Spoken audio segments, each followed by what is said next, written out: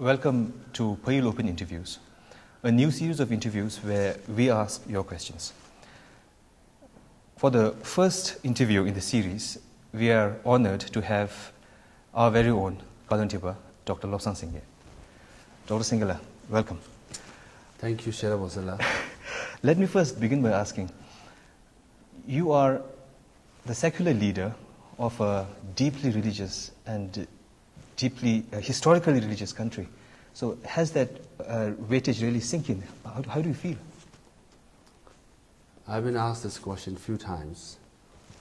I try not to think too much about the bigger issues as to what is my role in historical context, being a lay person in a very religious society, things like that.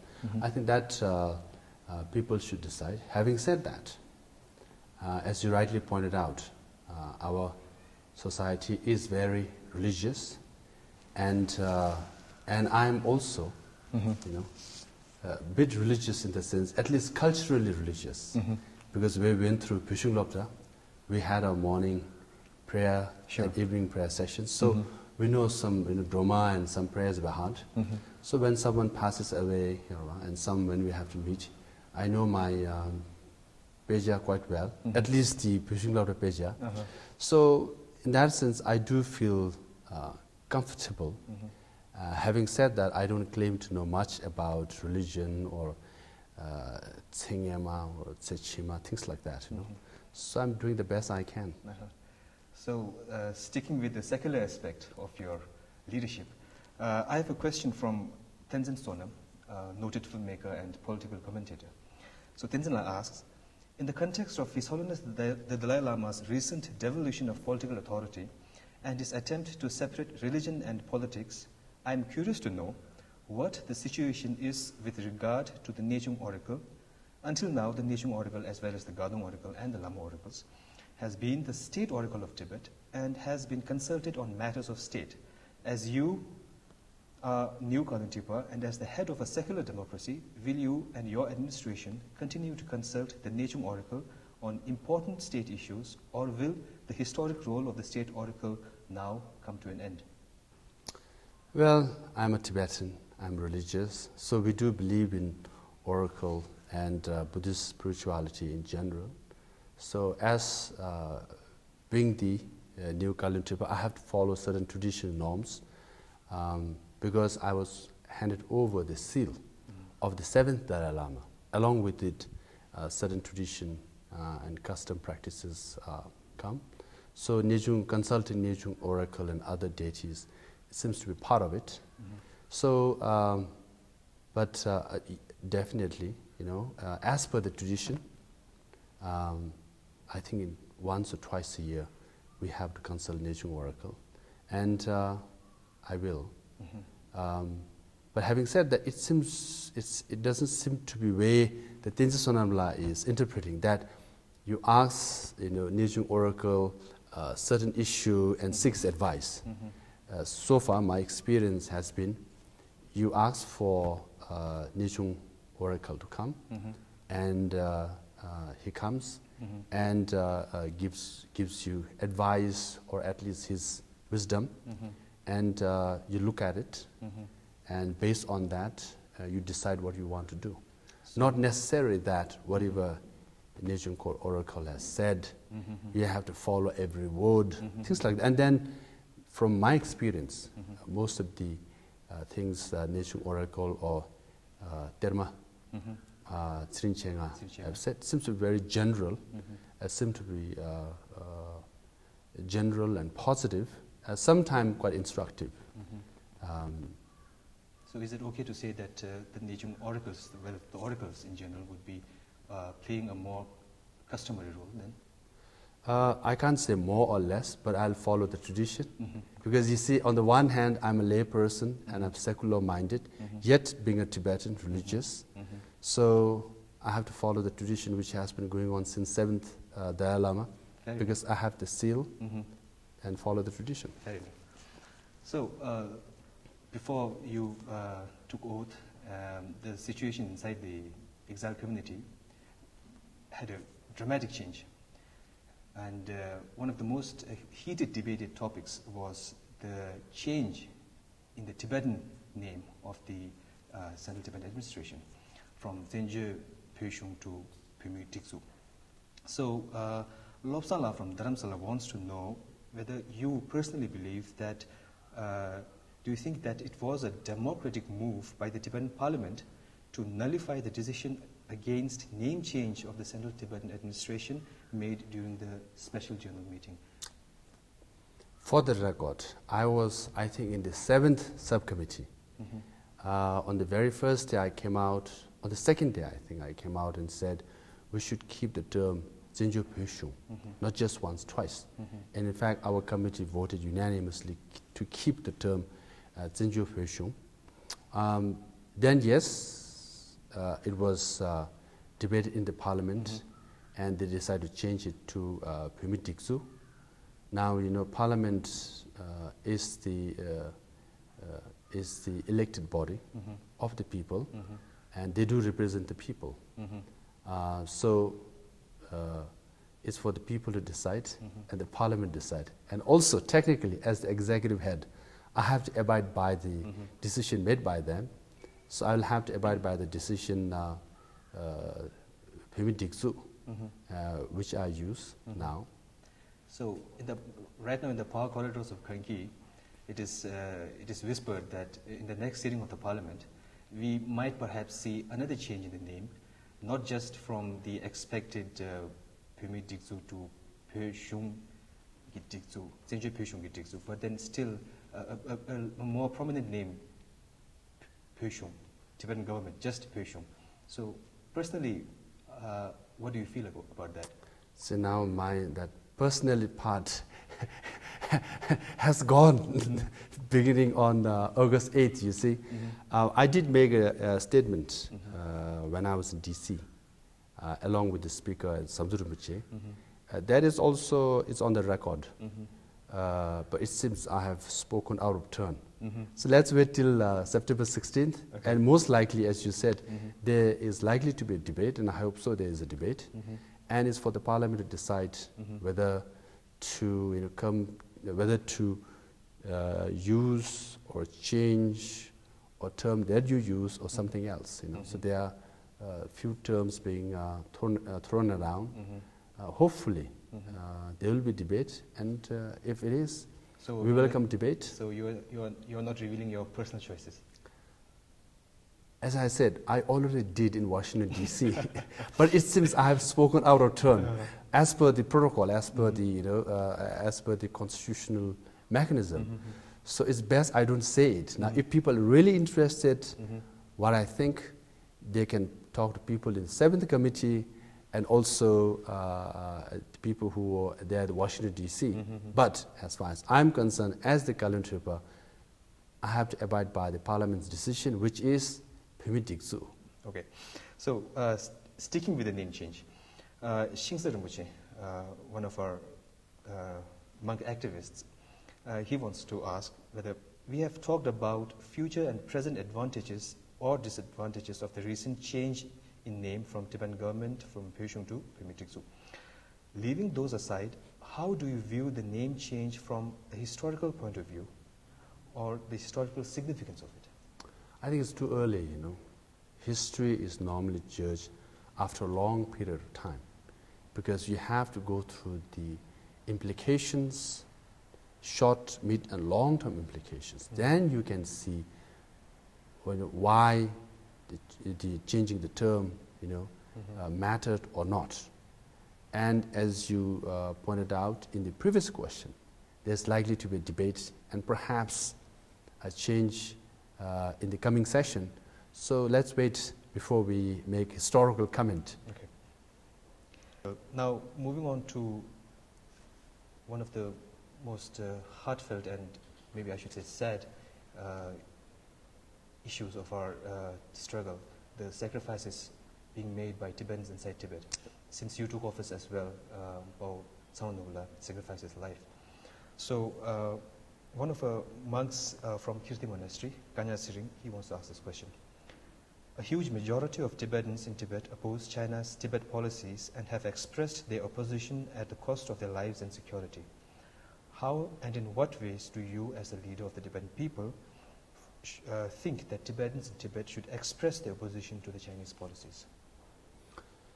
Yes, as for the monk Tsaunubla, his sacrifice, you can see in graphic detail. There's a photograph of his burnt body and fire and smoke coming out of it. It's like, if that does not move anyone, I don't think he or she will not be a human being.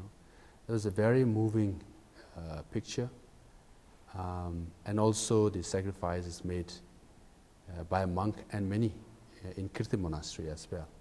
So inside Tibet it's a tragic situation. We all know that, right? And on a daily basis, again, as the Kalon Tripa, it's not been many days, but on a daily basis, what you read, what you hear, is very sad, very sad. Having said that, the sadness also shows their courage, their conviction, their Tibetan spirit, that despite the repression, they will not give up for Tibet. That is a source of inspiration for me, and I hope, and I believe, for most of the Tibetans. So that we should always remember on a daily basis why our parents came, why our grandparents came, why they suffered so much, why Tibetans inside Tibet are suffering so much. So their willingness to give up their lives, it's documented since 2008, 1987, 89, 60s, 50s. Now as for Tibet inside Tibet, what I will say, or how they should go about doing things, I don't think, as much as I may want to as a person, I don't think I can tell them to do one way or the other. Because why? It's easy to say, but they have to do the difficult thing. They have to sacrifice. They have to give up their lives. So as I said in the inaugural speech, we don't encourage protests inside Tibet because we know the consequences. Arrest, torture, even death. So who am I to say you should go out and protest when I know fact that I will be here alive and he or she will die, most likely. So only thing we can do is really recognize and respect the sacrifices Tibetans in Tibet have made for all these years and will make so in the future. We can do it is to be their voice, to speak for their aspiration, so to make sure that their death and their sufferings are not forgotten by the world. So I think it's our sacred duty to support what they have sacrificed for. That we must. Other than that, I don't think I should. I've always said this. I feel very uncomfortable, telling, even appealing to Tibetans inside Tibet what to do or what not to do.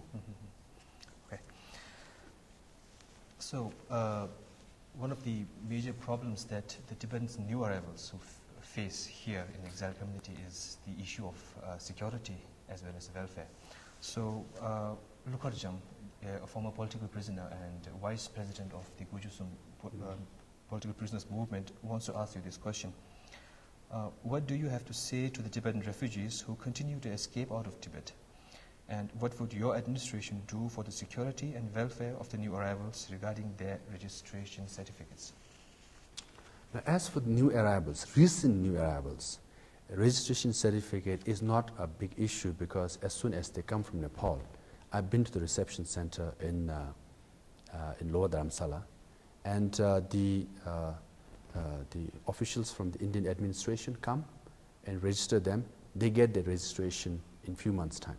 That is taken care of. So far, mainly because of the cooperation and support of the Indian government, for which we are very, very grateful. Now, there is an issue at one time, around 600 Tibetans who have come from Tibet as a pilgrim. They registered as a pilgrim or as a student. Now, technically, what the Indian authorities are saying is, because they have come as a pilgrim, they should return after the pilgrimage is over. They have come as a student, they should return after education is over.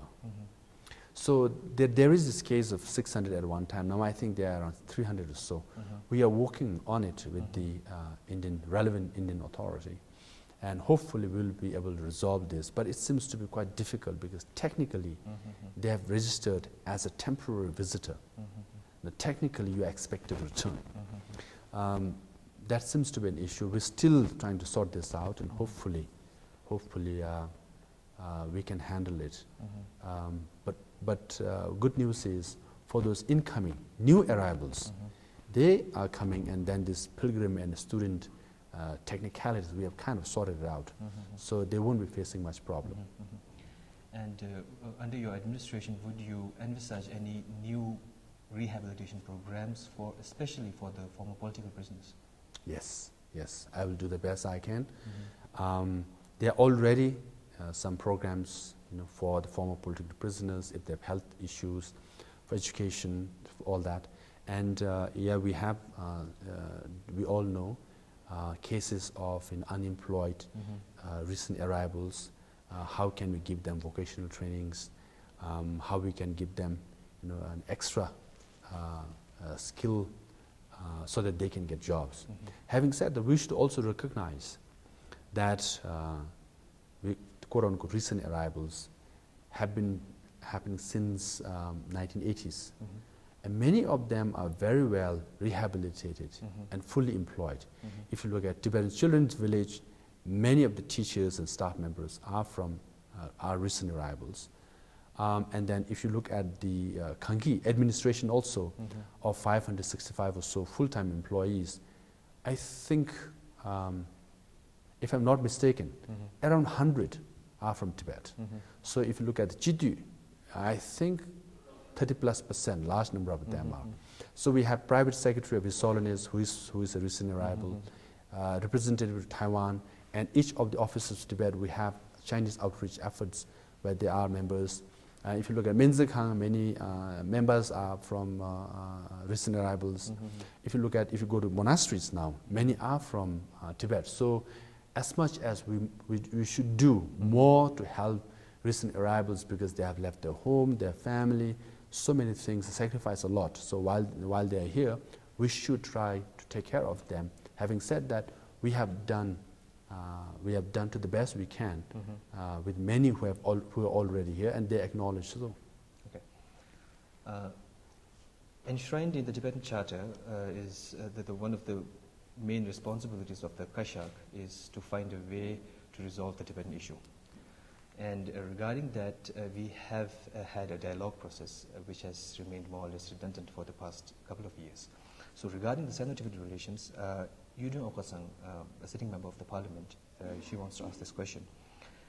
With the fifth generation of Chinese leadership ready to take control under Xi Jinping, do you envision any change that will impact Sino-Tibetan relations, and how do you think we should position ourselves, especially with regard to substantive Sino-Tibetan dialogue? I think it's too early to say. Having said that, how Chinese system works is, when the top leadership changes, the body won't change. For example, next year, top 9 leaders will change, in the sense Xi Jinping and Li Keqiang as the president and premier will stay. They will be promoted, and the new 7 members are likely to come. But then the top 9 will change, most likely 9. Sometimes it could be 7, or sometimes it could be more.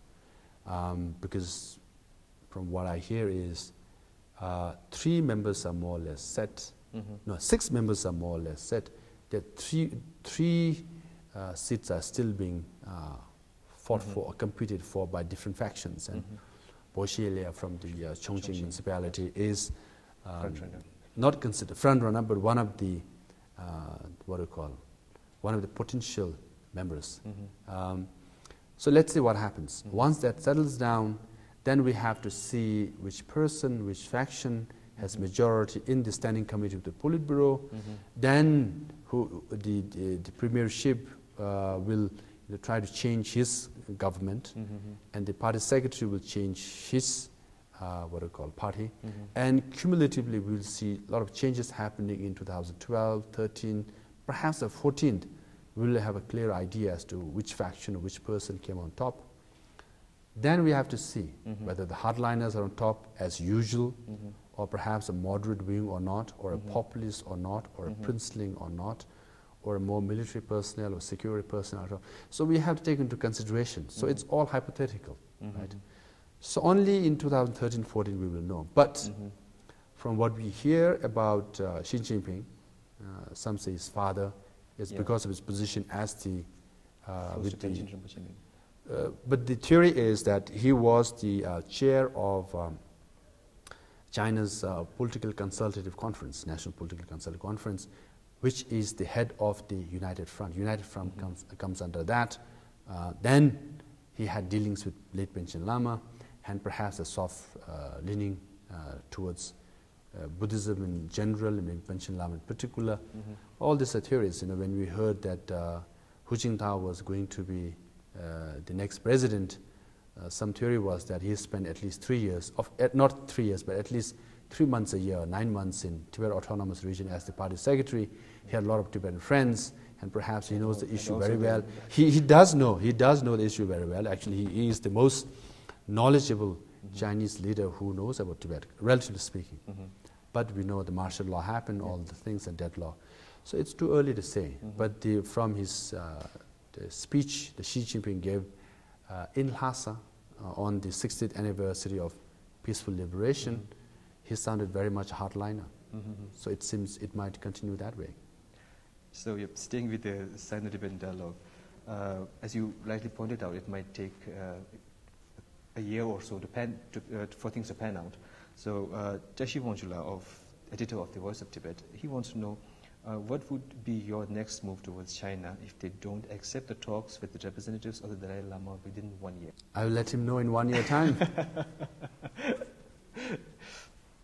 Okay, so that was regarding the Sino-Tibetan dialogue regarding China. Now, for the Sino-Tibetan dialogue, we have a task force under the Kashak office. Do you envisage any need for a change in the task force, the work they do, or maybe in the number of people who are working there? Change is part of the process. Again, I want to be on the record. When I first came in May, June this year, I met with then Kalon Tripa Dr. And I was surprised, pleasantly surprised, and I admire him for saying this. What he said was, "You are coming as a new Kalon Tripa," and he said, "You should make any changes that you want to make without any hesitation." And he said, "As far as I'm concerned, because in the last 10 years I have implemented certain policies and programs, then I've done the best I could. But if I decide to change any of this, don't even hesitate to do so." He said, I have full support behind you if you make changes. And I admire for saying that, because as a new Kalon Tripa, when you want to make certain changes, as a human being, you feel what Samdhu Rinpoche or his Kasha might think. He just left that issue very clear. Then, on the day I took oath, the same after the event, I came down here. There was the last meeting, formal meeting between me and Samdhu Rinpoche, because obviously there are some confidential matters that he can only share with me. And at the end, he repeated again. I told you the first time, I'm again repeating second time. Not only I'll support any changes you will make, I've asked my cabinet Kasha members to support you as well. So he has given me a clean slate to start, which is very much appreciated. Based on that, specifically for task force, yes, I would like to include some new members. And let's see who the new members will be when we have task force meeting in a few months' time. Okay. So you have a lot of Chinese friends, I believe, who are scholars and intellectuals, whom you have interacted with over a long period of time. After your swearing-in ceremony, what were the reactions like? I have zero communication with them. As of now, no standing communication? No, because I think it's too risky, I don't know, because you don't want to put them at risk. Receiving an email from me or a phone call from me most likely will be taped and read, not just by the Chinese government, maybe a few others as well. So why put someone at risk? I have not sent any email, nor received one. Okay. That says it all. Also, my the Harvard Law School email account. The old one, which I had for 16 years at Harvard, got cut off because as you leave job, they'll give you 1 month period and they'll cancel it. So what I've heard some of my friends grumbling that they've been trying to contact me for a long time, not able to send me even an email. Now everything, my email and everything has changed now. Perhaps due to that, maybe, but I have not received any email from them as well. So talking about the wonderful clean slate that you have right now, we'd like to focus more on the changes that you would want to bring inside the exile community and the administration itself. So Lobsang Sangay, a teacher and an independent researcher from Balokapi, wants to ask this question. In the last several decades, Tibetan government in exile has educated over 80,000 children and successfully produced substantial number of professionals. However, the Go West trend in Tibetan community, especially the young Tibetans, have resulted in the sheer dearth of teachers and doctors, etc. in the Tibetan community. So, despite your ambitious and inspiring plan to produce 10,000 Tibetan professionals and specialists in the future, how do you propose to challenge this brain drain syndrome and make the future specialists remain in the Tibetan community and serve the Tibetan community? First, I think I should encourage Tibetans who are in India and Nepal and Bhutan to get the best education they can and serve Tibetan administration and be teachers and doctors and settlements, things like that. Now, through the administration, I will have specific educational program whereby we will try to increase funding so that if a student wants to pursue a doctorate degree or engineering degree, we could facilitate it. But that's a huge amount. So we have to find the processes first, how we can do that. And most importantly, we have to raise funds. And given the financial crisis, the second recession, much talked about now, the prospect does not look good, but I'm determined to work very, very hard to make sure that, to raise funds if possible, and then share it with the students. Now, as far as 10,000 Tibetan professionals in next 20 years, very important to remember, it's next 20 years, because we simply cannot have 10,000 professionals in next 10 years, because every year from Tibetan high schools up to 1,000 to 1,200 graduate, at most 500 at times, 1,500. So if goal is 10,000 professionals next 10 years, then I must have almost 100% success, on a yearly basis to reach that goal. I think that's almost impossible. But what I can do is have a target of 10,000, so everybody knows about it. It seems the children, the parents, the administration, and the teachers. So then we have a target there. Then I have to create an environment where education is respected, teachers are respected. Then you have to create a culture among parents in the community saying, hey, this is what we must do, because if you look at successes of the Jewish people, Armenian people, even Korean minorities, quote unquote Korean, in China, they are relatively very successful because the society as a whole has emphasized on education, right? And they have, again, as a community, parents, they all played the role.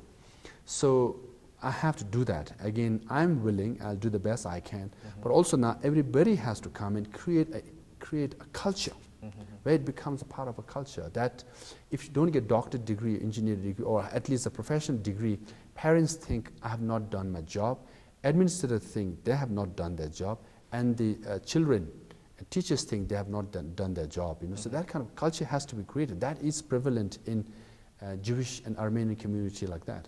So we have to adopt and adapt what has worked for other communities and implement at our level. And as far as my role is concerned, obviously I have a big role to play, and I'll do that. I will travel, as I have traveled during the campaign, to every school and speak to students and urge teachers and administrators at school level to emphasize and to put the best effort on education, and also urge parents to make sure that instead of buying a car for themselves or building a second story, they should put their money for children.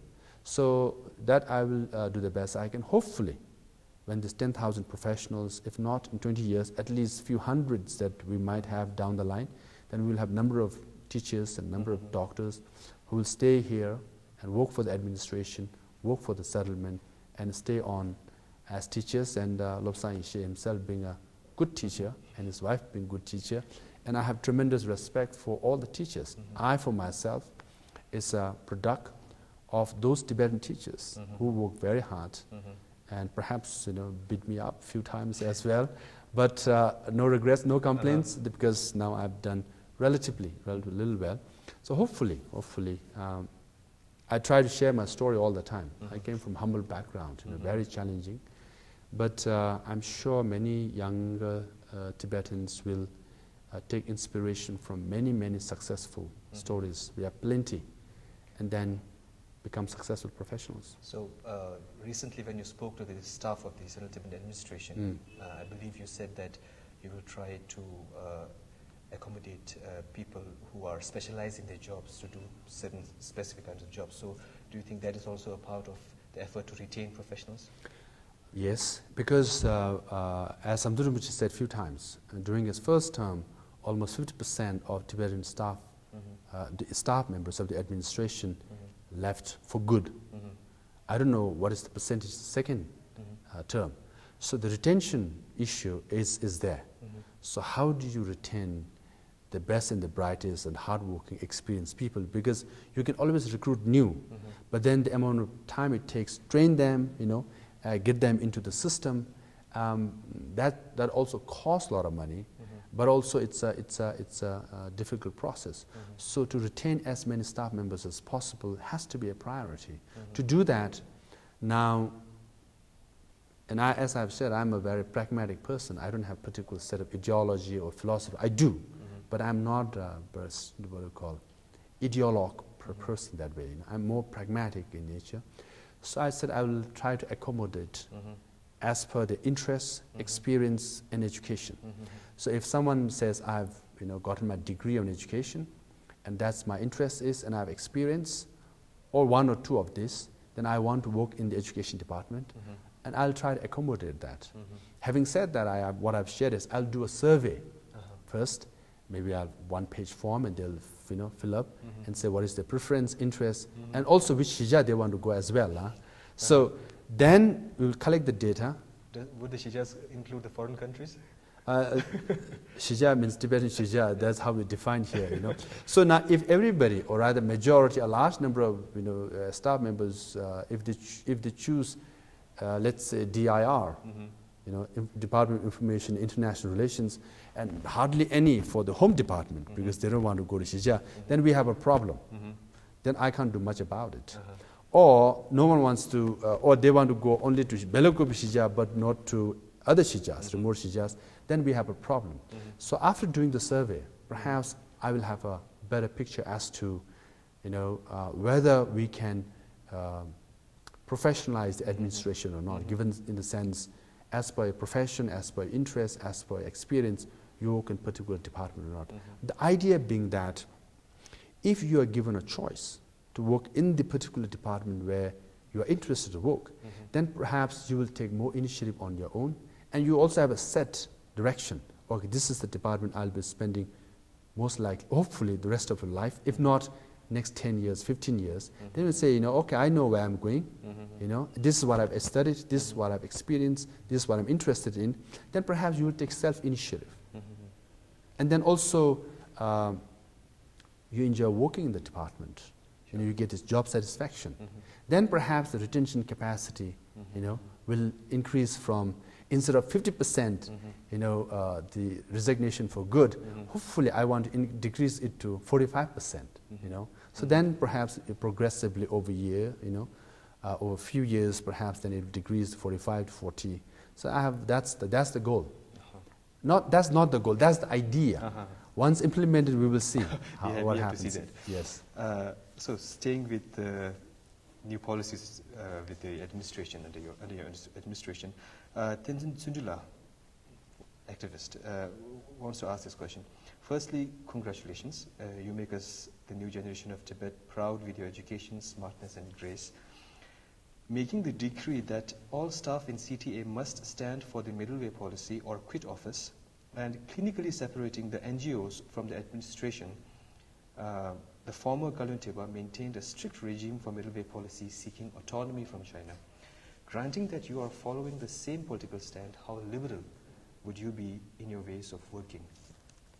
As I said, I'm a pragmatist, you see. Having said that, I think I'm pretty liberal and accessible. That has been my nature. Having said that, CTA supporting or standing for middle way,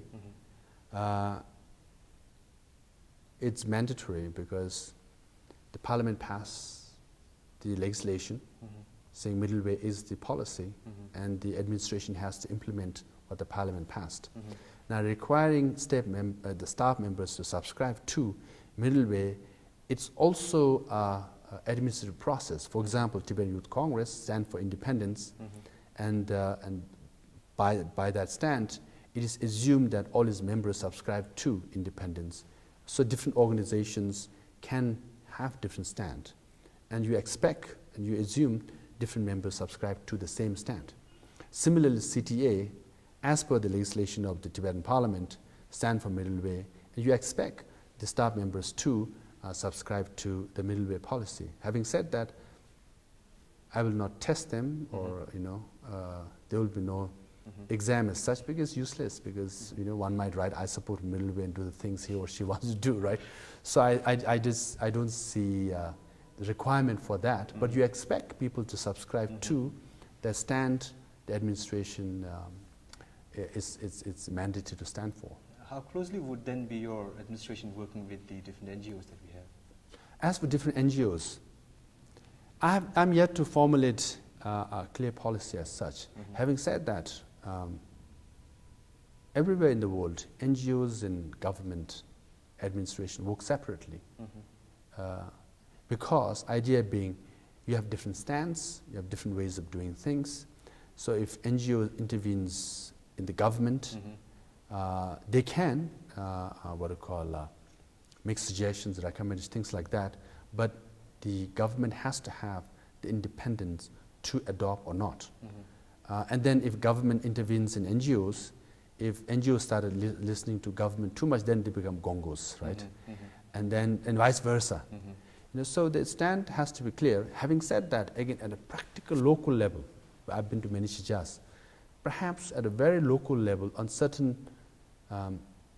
non-policy issues and events, perhaps not formally, but informally, being there and doing things together might not harm as such.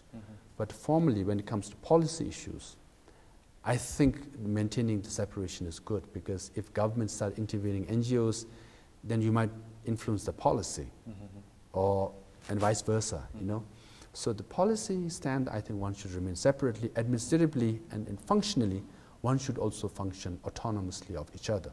But at a practical local level, for example, I've been to shijas where father is the head of the local assembly and mother is the president of or executive member of Women's Association, and son is a member of RTYC, then how can you tell them that you can't meet or you can't do things together? So at a practical level. So I think you have to sort this out.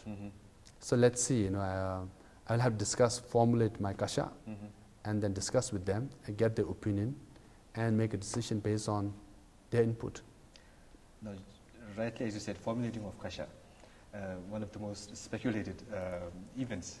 So I have a question from Tenzin Diki from New York, and she wants to ask this question. Oh, she's not the one, yeah.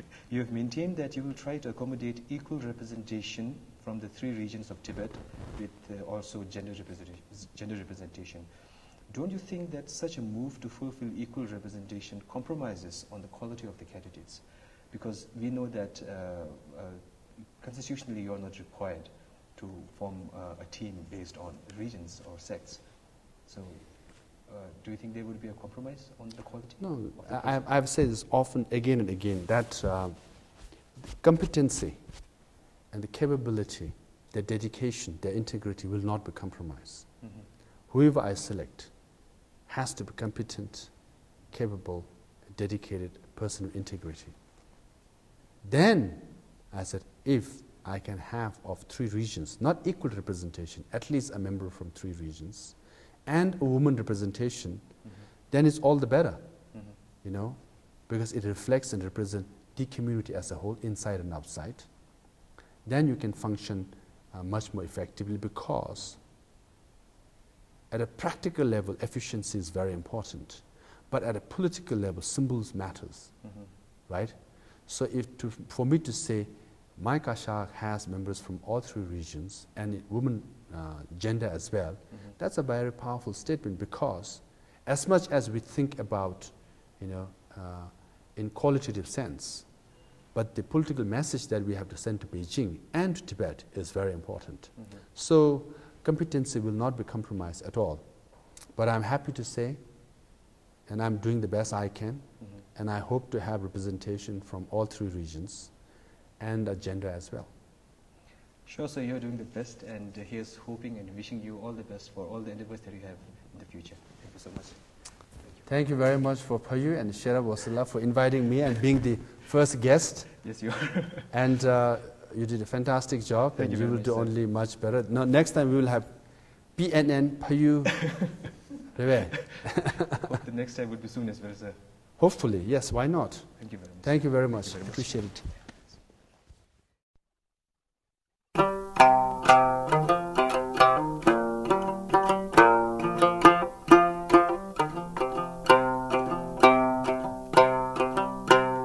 Vivo Himalaya.